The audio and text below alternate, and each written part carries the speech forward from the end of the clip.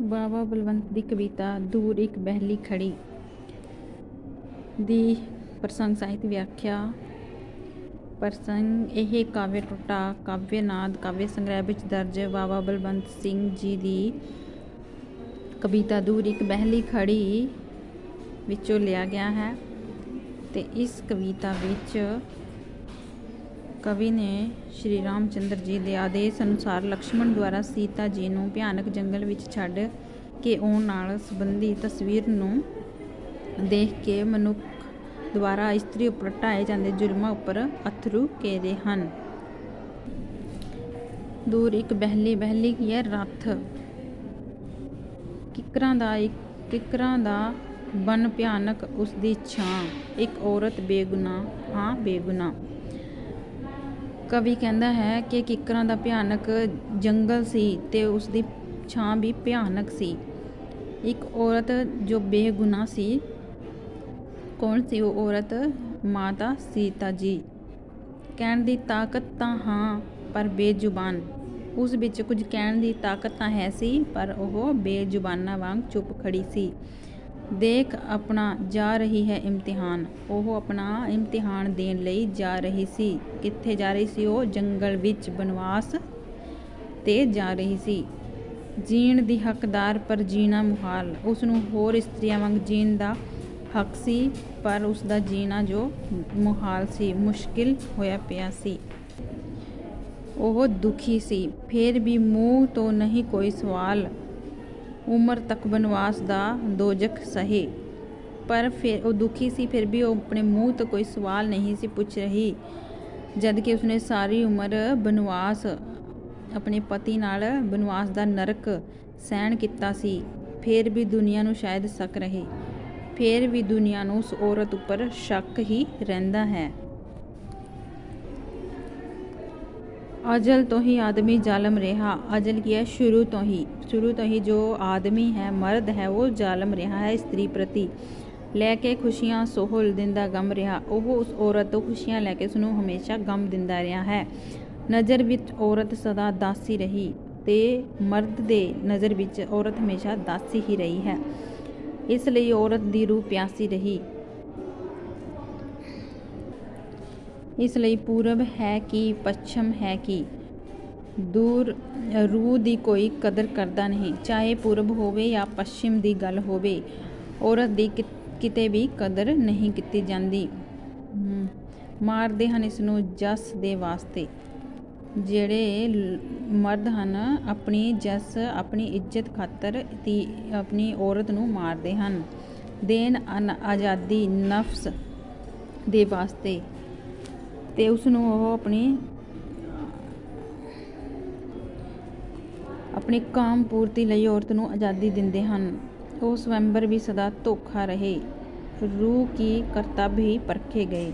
ਤੇ ਸਵੰਬਰ ਕਰਵਾਏ ਜਾਂਦੇ ਸੀ ਜੋ ਪਹਿਲਾਂ, ਉਹ ਵੀ ਧੋਖਾ ਹੀ ਹੁੰਦੇ ਸਨ, ਕਿਉਂਕਿ ਉਸ ਵਿੱਚ ਰੂਹ ਨਹੀਂ ਸਗੋਂ ਕਰਤੱਵ ਹੀ ਪਰਖੇ ਜਾਂਦੇ ਸਨ। ਕਰਤੱਵ ਦੇਖ ਕੇ ਹੀ ਜੋ ਕੁੜੀਆਂ ਦਾ ਵਿਆਹ ਕੀਤਾ ਜਾਂਦਾ ਸੀ। ਸ਼ੌਂਕ ਦਿਲ ਦੀ ਕੁਝ ਕਦਰ ਹੁਣ ਤੱਕ ਨਹੀਂ। ਹਾਏ ਔਰਤ, ਹਾਏ ਜ਼ਾਲਮ ਆਦਮੀ। ਔਰਤ ਉੱਪਰ ਜੋ ਆਦਮੀ ਹੈ ਹਮੇਸ਼ਾ ਜ਼ੁਲਮ ਹੀ ਕਰਦਾ ਰਿਹਾ ਹੈ ਤੇ ਉਸ ਦੇ ਸ਼ੌਂਕ, ਉਸ ਦੇ ਦਿਲਾਂ ਦੇ ਸ਼ੌਂਕਾਂ ਦੀ ਅਤੇ ਉਸ ਦੇ ਦਿਲ ਦੀ ਕਦੇ ਕਦਰ ਨਹੀਂ ਕੀਤੀ ਗਈ। ਦੂਰ ਇੱਕ ਬਹਿਲੀ ਖੜੀ। ਤੇ ਇਸ ਤਰ੍ਹਾਂ ਕਵੀ ਨੇ ਦੱਸਿਆ ਹੈ ਕਿ ਇੱਕ ਆਦਮੀ ਔਰਤ ਉੱਪਰ ਹਮੇਸ਼ਾ ਜੁਰਮ ਹੀ ਕਰਦਾ ਰਿਹਾ ਹੈ। ਇਸ ਪੈਰੇ ਵਿੱਚ ਕੀ ਦੱਸਿਆ ਹੈ ਕਵੀ ਨੇ ਕਿ ਮਾਤਾ ਸੀਤਾ ਨੂੰ ਛੱਡ ਕੇ ਜਦੋਂ ਲਕਸ਼ਮਣ ਜੀ ਵਾਪਸ ਮੁੜਦੇ ਹਨ, ਦੂਰ ਇਸ ਦਰਿਆ ਤੋਂ ਪਾਰ ਮੁੜ ਰਿਹਾ ਹੈ ਵਨ ਚੋਂ ਕੋਈ ਤਾਜਦਾਰ। ਤਾਜਦਾਰ ਕਿਸ ਨੂੰ ਕਿਹਾ ਹੈ? ਲਕਸ਼ਮਣ ਜੀ ਨੂੰ। ਤੇ ਦਰਿਆ ਤੋਂ ਪਾਰ ਮਾਤਾ ਸੀਤਾ ਨੂੰ ਛੱਡ ਕੇ ਮੁੜ ਰਹੇ ਹਨ।